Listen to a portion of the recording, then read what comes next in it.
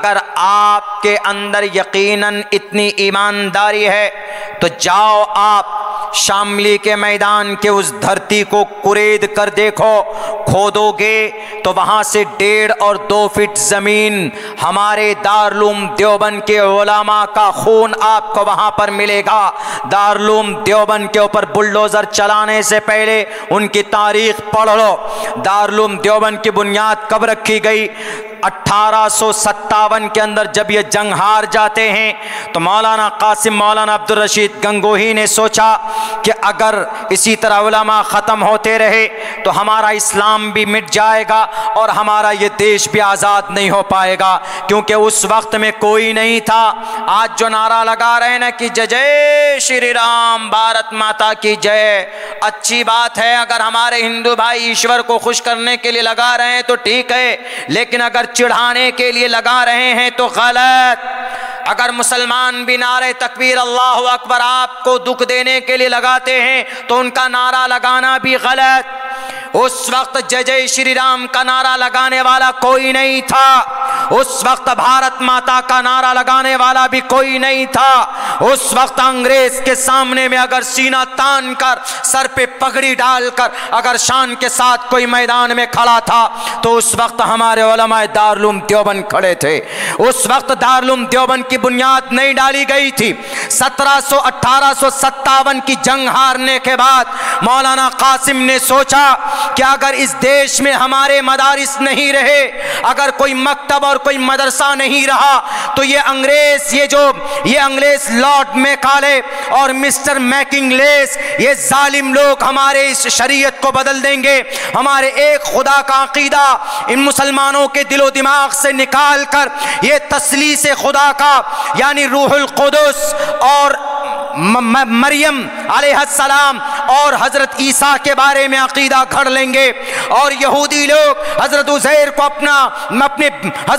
کو اللہ کا بیٹا پورے عوام کے اندر میں یہ عقیدہ رائج ہوگا۔ اس لیے اپنی دین کی اسلام کی حفاظت کے لیے انہوں نے اپنے ایک مدرسے کی بنیاد ڈالی۔ یاد کرو، یہ تاریخ نوٹ کرو، بے ضمیر میڈیا والو، اگر تمہارا ایمان زندہ ہے تو یہ تاریخ بھی تم بلڈوزر کے ساتھ ساتھ لوگوں کے سامنے پیش کرو کہ دارالعلوم دیوبند کو صرف بنیادی طور پر اس کی بنیاد نہیں ڈالی گئی۔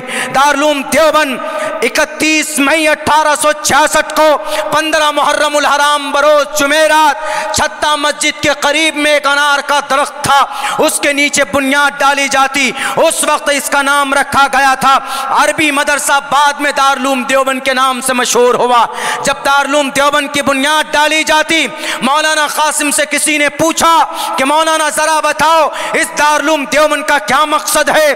سننا یتی نرسنگھانند جی، اگر تمہارے اندر سننے کی صلاحیت موجود ہے، اس لیے کہ نہیں سنتے ہو، اپنے ڈپلیکیٹ خداؤں کے ناچنے پر ڈگڈگی بجاتے ہو، تو شری کرشن جی کا پیغام یاد رکھو جس کے اندر شری کرشن جی نے کہا ہے تسمات شاسترم پرمانم تکاریہ اکاریہ ویوستھتو گناتوا شاستر ودھانوکتم کرم کرتو مہر ہسی۔ مولانا قاسم نانوتوی فرماتے میں نے دارالعلوم دیوبند کو اس کی بنیاد کے 2 مقاصد ہیں۔ ایک میرا مقصد ہے کہ میرا عقیدہ زندہ رہے گا، میری شریعت کی تعلیم ہوگی، قرآن کا پیغام ہمارے گھر تک پہنچانا چاہتے، اور دوسرا میرا بڑا مقصد اس دارالعلوم دیوبند کے پلیٹ فارم سے ہم مجاہدین کو تیار کرنا چاہتے۔ اور یہ مجاہدین کس لیے؟ یہ ظالم انگریز سے لڑنے کے لیے۔ اس وقت نہیں تھا میرے ہندوستان کے ہندو بھائیوں، RSS بھی نہیں تھا 1866 کے اندر، شیو سینا بھی نہیں تھا، VHP کے لوگ بھی نہیں تھے، ہندو مہاسبھا بھی نہیں تھے، یہاں تک کہ جمعیت علماء ہند بھی نہیں تھا۔ اس وقت 1866 کے اندر دارالعلوم دیوبند کی بنیاد ڈالی گئی تھی 2 مقصد کے لیے، ایک شریعت کی حفاظت اور دوسرے اس دیش کی مٹی کی حفاظت۔ اور پھر دارالعلوم نے وفاداری کی، ایسا نہیں کہ بنیاد ڈال دیا جملے چھوڑ دیے، جیسے آج یہ بے ایمان لوگ جملے بازی کرتے، جھوٹ بولتے، اب عوام کے ساتھ ان کے ساتھ وشواس کے ساتھ کھیلتے ہیں یہ لوگ، بولتے کچھ ہیں کرتے کچھ ہیں یہ ظالم لوگ۔ لیکن دارالعلوم دیوبند کے بانیان نے وفاداری کی، اور پھر اپنی شریعت کی حفاظت کے لیے احادیث پڑھائے، قرآن کی تفسیر پڑھائے، لیکن وہیں پر ضرورت پڑنے پر یہی مولانا قاسم نانوتوی انگریز کے سامنے میں آ جاتے، یہی عبدالرشید گنگوہی، مولانا عبدالرشید گنگوہی انگریز کے سامنے میں آ جاتے، اور یہی مولانا قاسم نانوتوی کے شاگرد شیخ الہند رحمت اللہ علیہ آج Jamia Millia university that is located in Delhi top 10 میں آتا ہے۔ تمہارے ابا نے بنیاد رکھی، شیخ الہند رحمت اللہ علیہ کی بنیاد رکھی ہوئی ہے جامعہ ملیہ یونیورسٹی کی۔ مسلم علی گڑھ یونیورسٹی کو بند کرنے کی بات کرتے ہو، 45% بچے آپ کے پڑھتے، سر سید احمد خان نہ ہوتا تو مسلم علی گڑھ یونیورسٹی کی بنیاد نہ ڈالی جاتی، شیخ الہند نہ ہوتے جامعہ ملیہ کی بنیاد نہ ڈالی گئی ہوتی۔ اور یہی دارالعلوم دیوبند نے پیدا کیا کس کو؟ شیخ الہند کو، جو مالٹا کے اندر گئے۔ یہی دارالعلوم نے پیدا کیا کس کو؟ اشرف علی تھانوی کو، جنہوں نے اپنے قلم سے قوم کی اصلاح کی۔ اسی دارالعلوم نے پیدا کیا مولانا الیاس کو، جو جس کی تحریک 195 ملکوں کے اندر تبلیغی جماعت کے اندر میں ابھی چل رہی۔ یہی دارالعلوم نے پیدا کیا کن کو؟ مولانا خلیل کو، جن کے فضائل اعمال ہم لوگ آج پڑھتے۔ یہی دارالعلوم نے زندہ کیا کن کو؟ مولانا فضل حق خیر آبادی کو، جن کی قبر آج بھی مالٹا کے اندر۔ یہی دارالعلوم دیوبند نے پیدا کیا کن کو؟ بڑے بڑے علماء کرام کو، مولانا جعفر تھانیسری کو، مولانا عبید اللہ سندھی کو، مولانا اسماعیل کو۔ اگر دارالعلوم نہ ہوتا یہ دیش آزاد نہیں ہو سکتا۔ نعرہ تکبیر! یہ ہے دارالعلوم دیوبند۔ دارالعلوم دیوبند کی تاریخ یہی ہے، اور تب سے لے کر آج تک پتہ ہے کتنے بچے پڑھے دارالعلوم دیوبند سے؟ 2 لاکھ علماء پیدا ہوئے ہیں۔ اب پتہ ہے دارالعلوم دیوبند کیا ہے؟ قاری طیب صاحب، میں کل پروگرام میں تھا لکھنؤ میں، 12 بنکی کے قریب میں، بہت بڑا پروگرام تھا، کم سے کم 15,000 کا مجمع تھا۔ وہاں پر بارش بھی ہو گئی تھی، اس کے باوجود بھی بڑا مجمع تھا۔ تو مولانا قاسم نانوتوی کے لکڑ پوتے، مولانا قاسم نانوتوی کے بیٹے احمد، ان کے بیٹے قاری طیب، ان کے بیٹے مولانا سالم، اور ان کے بیٹے ہیں مولانا سفیان صاحب۔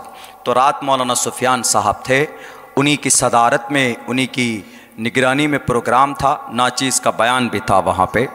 تو ان کی شکل کو دیکھ کر مجھے یاد آ گئی قاری طیب رحمت اللہ علیہ کی وہ ٹوپی، وہ شیروانی۔ تو قاری طیب صاحب سے ایک یہودی ملنے کے لیے آیا، بس اس واقعے کے بعد میں اپنی بات ختم کرتا ہوں۔ اور قاری طیب صاحب سے ایک یہودی ملنے کے لیے آیا Darul Uloom Deoband. I want to see your Darul Uloom Deoband because I listened about your Darul Uloom and lot of things about your Darul Uloom. ہم آپ کے دارالعلوم کے بارے میں بہت کچھ سنے، دیکھنا چاہتے۔ جب وہ آیا تو قاری صاحب دفتر محاسبی سے لے کر ایسے گئے، مطبخ ہے، روا کے خالد ہے، ایسے گھما کے باب الظاہر ہوتے ہوئے، مدنی گیٹ ہوتے ہوئے پھر چلے گئے محاسبی میں، دفتر تعلیمات میں چلے گئے۔ تو وہ یہودی کہتا ہے کہ I want to see the whole Darul Uloom Deoband, the all building, the all room and all classes please show me، مجھے دکھائیے، آپ کے دارالعلوم کو دیکھنا چاہتا ہوں۔ تو قاری صاحب نے پوچھا کہ آپ دارالعلوم کے بارے میں کیا سمجھتے تھے؟ What's your thought؟ کیا سوچ ہے آپ کی؟ آپ دیکھنا کیا چاہتے ہیں؟ میں پورا دارالعلوم دکھا چکا ہوں۔ تو اس کا یہ کہنا تھا، اس مہمان کا، یہودی مہمان کا، کہ میں نے جتنا سنا ہے دارالعلوم کے بارے میں یہ سوچ رہا تھا کہ آپ کی جو دلی ہے، جو کیپٹل آف بھارت ہے، انڈیا ہے، یہ دلی دارالعلوم کے ایک کونے میں آ جائے گی، یہ اتنا بڑا دارالعلوم ہوگا۔ تو مولانا قاری طیب صاحب نے کہا کہ دارالعلوم کسی بلڈنگ کا نام نہیں ہے، کسی عمارت کا نام نہیں ہے۔ آج تو الحمدللہ عمارتیں اچھی ہو گئی ہے دارالعلوم کی، اس وقت میں بہت کم تھی، چھوٹے چھوٹے روم تھے۔ تو مولانا نے قاری طیب صاحب نے کہا کہ دارالعلوم کسی عمارت کا، کسی بلڈنگ کا نام نہیں ہے دوست باس، بلکہ دارالعلوم ایک تحریک ہے، دارالعلوم ایک کانسیپٹ ہے، دارالعلوم ایک عقیدہ ہے، دارالعلوم ایک میتھڈ ہے، نیا میتھڈ نہیں ہے، بلکہ شریعت کو لوگوں کے بیچ امپلیمنٹ کرنے کا ایک نیا پروسیس ہے۔ شریعت کو، اللہ کی لائی ہوئی دی ہوئی شریعت جو محمد رسول اللہ لے کر آئے۔ تو انہوں نے کہا کہ دارالعلوم کی اگر آپ دیکھنا چاہتے ہیں، جائیے اوسلو، ناروے کی راجدھانی اوسلو، جہاں 6 مہینے تک صرف دن ہی دن ہوتا ہے. جائیے وہاں پہ. اگر اوسلو میں بھی اگر کوئی دین کا کام ہو رہا ہے, وہاں پر بھی کوئی امام ہے اور وہاں پر نماز پڑھا رہا ہے, جمعے کی نماز پڑھا رہا ہے, اگر کوئی دین کا کام ہو رہا ہے تو اس کو کرید کر دیکھو گے تو آپ کو وہاں پر بھی دارالعلوم دیوبند دکھے گا. اس کو بولتے ہیں دارالعلوم دیوبند. تو دارالعلوم دیوبند کے اوپر جانچ بٹھانے سے کچھ نہیں ملے گا. 2 لاکھ علماء پیدا ہو گئے ہیں دارالعلوم دیوبند سے. آج تک کسی نے تلوار اٹھا کر کسی ہندو کا, کسی کرسچن کا سر قلم نہیں کیا ہے. کیوں؟ دارالعلوم میں یہ چیز نہیں پڑھائی جاتی. Because I spend 2 years completely in Darul Uloom Deoband in 2011 and 12 completely, and I used to study and 14 years completely in a madrasa my whole life. 14 سال کی پوری زندگی ہم نے مدرسوں میں گزارا اور 2 سال کمپلیٹ دارالعلوم دیوبند کے اندر. اور مجھے شرف حاصل ہے مسجد چھتہ میں 6 مہینے تک میں نے امامت بھی کرائی, میں نے نماز پڑھائی وہاں پر. ایک بھی کام, کوئی گتی ودھی ایسی نہیں ہے جو دیش کے سمویدھان کے خلاف ہو, قانون کے خلاف, بلکہ دیش کے لیے امن کی دعا ہوتی ہے دارالعلوم دیوبند میں. پاگل سب کچھ سمجھتے نہیں ہے. دارالعلوم میں بلڈوزر چلا دو, تمہارے نانا کی بلڈنگ ہے وہ, بلڈوزر چلا دو. اوپر والا اتنے بلڈوزر چلائے گا کہ تمہارے سر کے بال نہیں رہیں گے, دیکھنا آپ. ہاں, شب برات میں دیکھیں, شب برات کے اندر میں کوئی خاص عبادت کا طریقہ, کوئی خاص, غور کیجئے گا, کوئی عبادت کا کوئی خاص طریقہ شریعت نے جاری نہیں کیا ہے. ہاں, اس رات میں عبادت ہونی چاہیے. نماز بھی پڑھ سکتے ہیں آپ, قرآن کی تلاوت بھی کر سکتے ہیں, ذکر بھی کر سکتے ہیں, آپ نفل بھی پڑھ سکتے ہیں, اور اجتماعی کوئی عبادت نہیں ہوگی اس رات میں. انفرادی کیجئے, گھر میں کیجئے, بہتر ہے. گھر میں موقع نہ ہو, مسجد میں کیجئے, جہاں من میں آئے وہاں کیجئے.